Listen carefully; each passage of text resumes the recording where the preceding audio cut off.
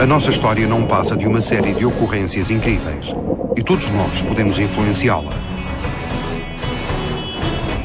Do nascimento de um império de 2000 anos ao fim de uma civilização florescente. Do gênio criativo de um punhado de homens a uma revolução global. Das mais sinistras visões totalitárias às guerras mais aterradoras. Da resistência heroica de todo um povo à vontade inquebrantável de uma minoria. A mais pequena das nossas decisões influenciou o futuro da humanidade. Conhecer o passado é antecipar o futuro.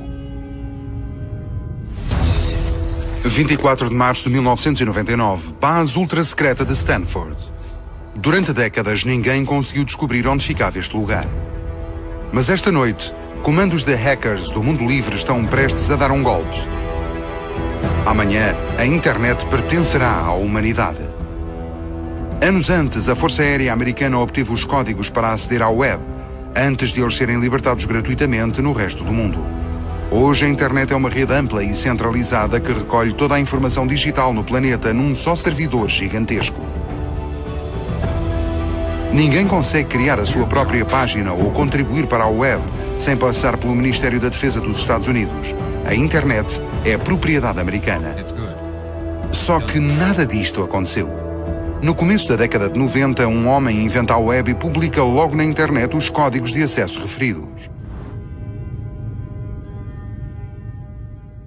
Em 4 de outubro de 1957, os soviéticos lançam o Sputnik, o primeiro satélite artificial da história. Nos anos seguintes, de modo a recuperar o seu atraso tecnológico, os Estados Unidos criam um projeto ambicioso, o ARPA. 6 de agosto de 1991, o cientista informático Tim Berners-Lee inventa a web e coloca em linha o primeiro site de sempre da internet. Estes 3 acontecimentos intimamente ligados são essenciais no nascimento e depois na disseminação da internet.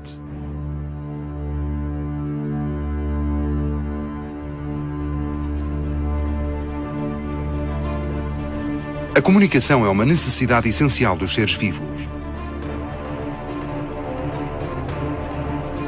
Cada espécie usa os meios à sua disposição para comunicar. Lobos uivam à lua. Baleias entoam infrassons. Formigas trocam aromas. De todas as espécies, só uma aprendeu a ir além dos seus recursos próprios para comunicar a maior distância e mais rapidamente. O ser humano. Muito cedo, os primeiros homens conseguiram exprimir emoções por palavras. A palavra pronunciada com rigor é um dos grandes progressos da humanidade. Tal como os chineses na antiguidade, os gregos organizam cadeias de sentinelas, cada uma à vista da seguinte. É o primeiro sistema de alerta a longa distância. A invenção do correio e formas rápidas de serviço postal, como por exemplo o Pony Express, revolucionam a permuta de informações. Durante a Revolução Francesa inventa-se o telégrafo óptico. Criando-se uma combinação de formas geométricas, enviam-se mensagens de Paris a Marselha em poucas horas, em vez dos vários dias que antes eram precisos. Cada posto via o anterior, recebia dele uma mensagem óptica e transmitia ao seguinte. Em 1837, Samuel Morse inventou o primeiro telégrafo elétrico. Acontecimento decisivo, leva as comunicações a entrar numa nova era. De 1895 em diante, com a rádio, já não se trata de enviar mensagens a uma pessoa. Agora são distribuídas em grande escala e gratuitamente. António Meucci inventa o telefone e Graham Bell registra a patente em seu nome. Em 1877 inaugura-se a primeira linha telefónica. Em 1922, ano em que morre Graham Bell, já há 13 milhões de telefones em serviço no mundo inteiro. Bem-vindos à memória da humanidade. Aqui controlamos o tempo, analisamos e comparamos milhares de milhões de ocorrências e alteramos de modo a reescrever a história sem cessar. Linguagem é a capacidade de exprimir um pensamento e comunicá-lo através de um sistema de sinais. Aprendemos o seu significado e todos os compreendemos. Samuel Morse não inventou só uma ferramenta de comunicação, também concebeu uma linguagem, o código Morse. A cada letra do alfabeto associou uma série de pontos e traços, tanto visuais como sonoros. Este código muito simples pode ser transmitido igualmente bem por impulsos elétricos ou sinais luminosos, com uma simples lanterna. Em Morse, a alerta é SOS e tornou-se sinal universal. É o alicerce de todos os empreendimentos humanos. Imaginem um mundo em que toda a gente falasse a mesma língua.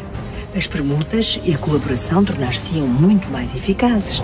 Para trás ficariam traduções aborrecidas e mal-entendidos. Mas não ficaria o mundo também muito mais pobre? As línguas integram todas as culturas. Uma língua comum universal poderia ser muito prática, mas seria de certo um perigo para a diversidade cultural do mundo.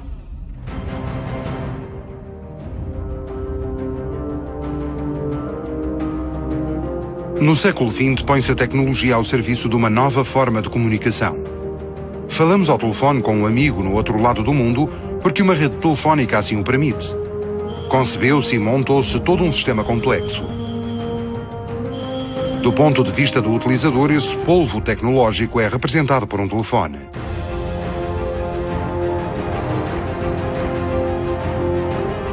Para se adequar ao público, o sistema de comunicação tem de ser eficiente e fácil de utilizar. Em 1946, inventa-se o primeiro computador da história, 30 toneladas e uma superfície de 70 metros quadrados. Consome 140 kW e enche um hangar inteiro. A sua utilização destina-se exclusivamente a fins militares. Ainda estamos muito longe de uma tecnologia acessível a todos e fácil de utilizar. 20 anos depois, o mastodonte tornou-se miniatura, um triunfo digital. Cabe agora no banco de trás de um automóvel. Em 1957, assiste-se à fundação da Microsoft, empresa que vende computadores destinados ao grande público. No ano seguinte, é a vez da Apple. Os computadores ainda não são portáteis, mas cabem facilmente numa secretária. Em 1980, a França desenvolve a Teletel, a primeira rede telemática destinada ao grande público, e dão-lhe o nome do terminal, Minitel. Abre-se uma via importante quando a Macintosh entra no mercado. Pela primeira vez, o computador inclui software de desenho, um processador de texto, um rato e um interface gráfico. Antes da década de 80, a tecnologia informática era considerada instrumento de controlo. Torna-se agora ferramenta de liberdade e criatividade, acessível a todos. Mas para comunicar, o computador não chega. Tem de estar ligado a uma rede. Tal rede desenvolve-se paralelamente à tecnologia informática, mas de forma muito mais discreta. Curiosamente, a sua origem está no lançamento do satélite soviético Sputnik, em 1957. Os Estados Unidos vêem-se agora perante um enorme atraso tecnológico. Para o colmatar, reagem com a criação da NASA e a corrida espacial, mas também com a criação da ARPA, em 1958. Dirigida pelo Departamento de Defesa, a missão da ARPA é manter o nível tecnológico do exército americano muito à frente do dos rivais e inimigos. A ARPA é muito ativa e o exército americano deve-lhe muito, particularmente o GPS, os drones Predator e os exoesqueletos XOS. Em 1965, liga-se um computador da Califórnia a outro no Massachusetts. É a primeira rede informática da história. A humanidade dá os primeiros passos no ciberespaço. Um começo conturbado. O primeiro computador tinha 30 toneladas. Os telemóveis atuais pesam poucas centenas de gramas, são portáteis e incomparavelmente mais potentes. A primeira rede informática abrangente ligou 2 computadores um ao outro. Hoje, milhares de milhões de computadores estão ligados entre si e partilham quantidades astronómicas de informação. Os começos são muitas vezes conturbados e raramente gloriosos. Exigem que as pessoas acreditem, reconheçam o potencial, imaginem aberturas. Requerem visionários. No século passado, os primeiros voos não percorreram mais do que poucas dezenas de metros. As máquinas feitas de madeira e tela só conseguiam sustentar-se a si mesmas. Só conseguiam transportar o piloto e mais nada. Sem aplicação imediata, sem fama, pouco fiável, a aviação era muitas vezes considerada atividade exclusiva de excêntricos. Mas os malucos fizeram progressos.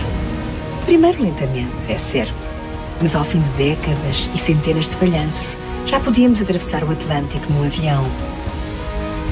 Adotando o modelo inverso dos computadores, quanto mais a tecnologia avançava, maiores os aviões se iam tornando.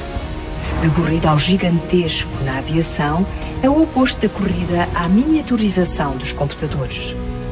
Não podemos nunca saber antecipadamente o que se vão tornar as invenções.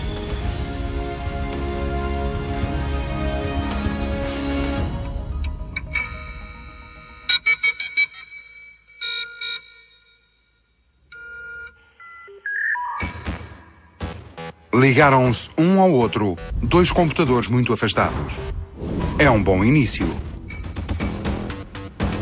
Mas a ideia é criar uma rede que se torne uma teia imensa. Sabe-se que um sistema centralizado é vulnerável, pois a destruição do núcleo aniquila as comunicações. É nesta altura que entra em cena Lawrence G. Roberts.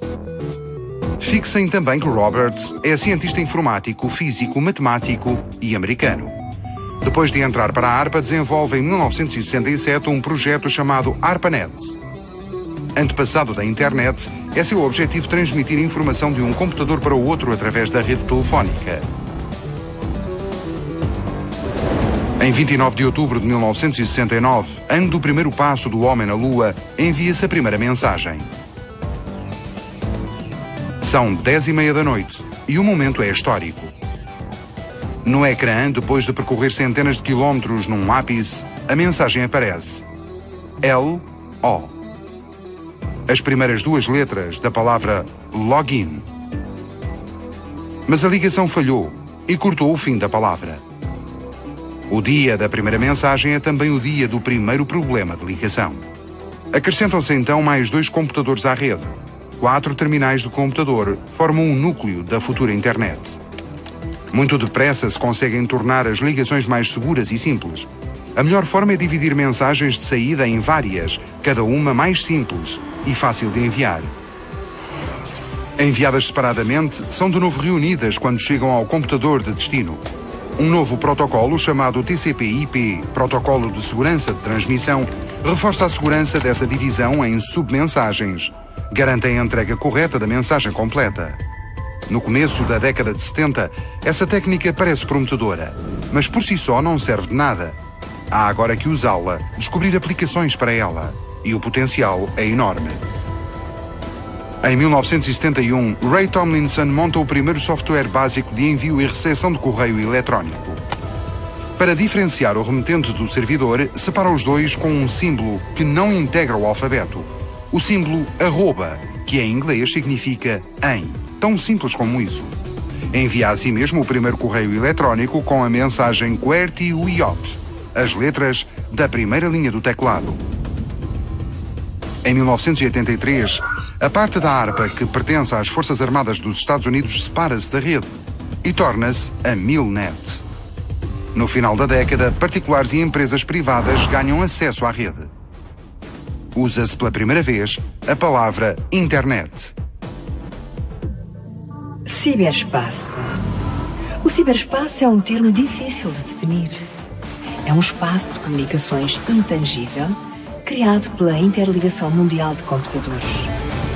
Um lugar de encontro, uma nova fronteira económica e cultural, um problema de conflito global, um espaço virtual por excelência. Consideram-no por vezes um território que garante a liberdade de circulação de informação, transparência, partilha, democracia, igualdade, paz mundial e progresso. O vocabulário do ciberespaço é propositadamente rico em referências geográficas.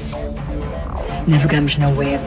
O fluxo de informação atravessa portais, portas, canais ou portos.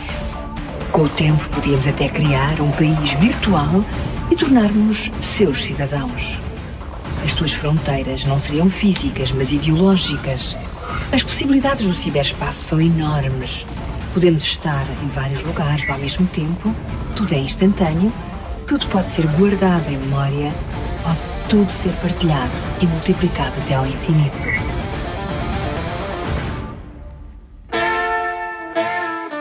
Liberdade. Desde os alvores da internet, a dimensão social do projeto tem sido muito importante. Os progressos técnicos são fruto de ideologias muito especiais e de comunidades que tornaram a internet o que é hoje. Mas apesar da internet ser financiada pelos militares, foi construída por hippies. As comunidades hippie nasceram nos Estados Unidos no começo da década de 60. Apoiantes da contracultura, os hippies opõem-se à sociedade de consumo e a qualquer forma de autoridade. Hoje a internet funciona segundo uma lógica horizontal. Todas as páginas que compõem a web estão ao mesmo nível. Nenhuma é dominante na estrutura. Tal não é coincidência. A ARPANET e depois a internet são de acesso livre. Este princípio vai contra a lógica da sociedade de consumo, segundo a qual tudo deve ser pago. As suas características técnicas, em vez de terem sido mantidas secretas, como os direitos de autor, foram tornadas públicas, pelo que qualquer um a ela pode aceder. Concebida e desenvolvida por engenheiros, a internet abre-se de uma penada ao resto do mundo. Mas o grande público não acha isso suficiente. Ela tem de ser acessível, ergonómica, intuitiva. É Tim Berners-Lee, investigador do CERN na Suíça, quem vai inventar o elo que falta. Imagina a internet equipada com um interface gráfico. Pode tornar-se fácil a sua utilização com um sistema de links acessíveis com o rato. Chamados links de hipertexto ou portas virtuais de hipertexto, esses botões tornam possível navegar de uma página para outra sem teclar uma única linha de código. Utilizando um pequeno programa de correção, qualquer utilizador pode criar o seu próprio site e fornecer um serviço prestado por si, no seio do sistema global. A 13 de março de 1989, Tim Berners-Lee sintetiza a sua visão num memo que entrega ao superior hierárquico. O superior anota, vago, mas excitante, e dá carta branca a Tim Berners-Lee. A 6 de agosto de 1991, Tim Berners-Lee anuncia a criação da World Wide Web, dos protocolos HTTP e FTP e da linguagem HTML. Nasce a web. O primeiríssimo site num servidor do CERN fica em linha. É um manual de utilização da web. Fornecido pelo computador de Berners-Lee, descreve as características principais da web e explica como configurar um servidor próprio. Mais importante ainda, proporciona acesso a códigos-fonte. Toda a gente no mundo tem acesso ao coração da internet. Ninguém agora poderá vendê-lo. Com essa atitude, Tim Berners-Lee oferece a internet ao mundo.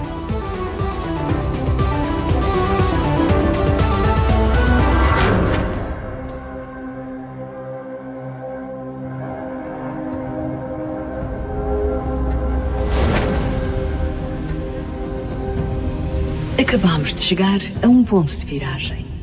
Um ponto de viragem é um acontecimento muito importante. Uma encruzilhada da história em que o mundo tanto pode pender para um lado como para o outro.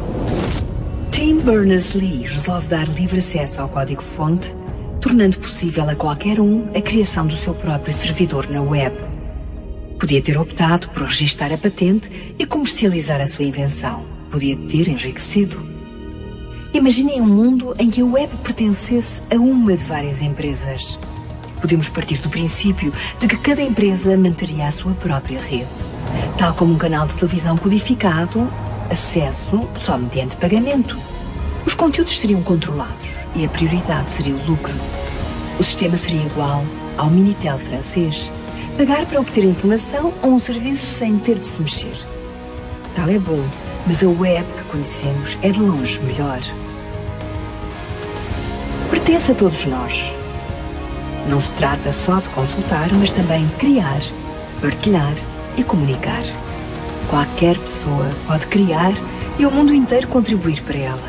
A web não para. Foi construída de forma espontânea por amadores apaixonados por computadores e tecnologia, os chamados hackers. Longe do estereótipo, um hacker é um especialista em computadores que cria, analisa e modifica programas informáticos ou fornece novas funções aos utilizadores. Agora considerados meros piratas, contam-se entre os pioneiros da web. Os seus ideais são, em geral, humanistas. O próprio Tim Berners-Lee era um hacker. Em 1994, um fenómeno técnico-social, a World Wide Web, tinha de conseguir um corpo que gerisse a sua evolução. Este é o consórcio World Wide Web, ou W3C. O presidente é Tim Berners-Lee. A internet foi concebida por organizações de defesa e investigação no final dos anos 60 e a seguir generalizou-se gradualmente nos campos civil e comercial. Em 1985, havia cerca de 1000 utilizadores.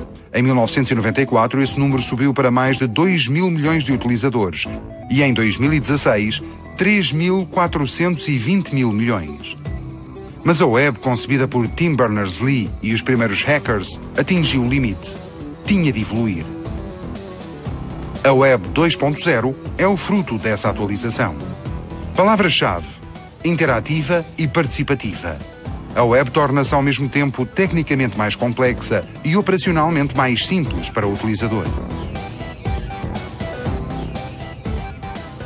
Agora, o fluxo RSS permite mostrar numa só página conteúdos fornecidos por múltiplas fontes e todos os utilizadores podem participar em tempo real. Na era da Web 2.0, o utilizador médio pode ser ativo, participativo e até criativo. A web já não é considerada uma coleção de sites a visitar, mas uma plataforma que permite permutas entre utilizadores. É uma explosão. Blogs, wikis, partilha de fotografias e vídeos, motores de busca. Desde o final dos anos 90, que há redes sociais na internet. São agrupamentos de indivíduos ou organizações que discutem, conversam e interagem uns com os outros. Partilham opiniões, ideias ou conteúdos.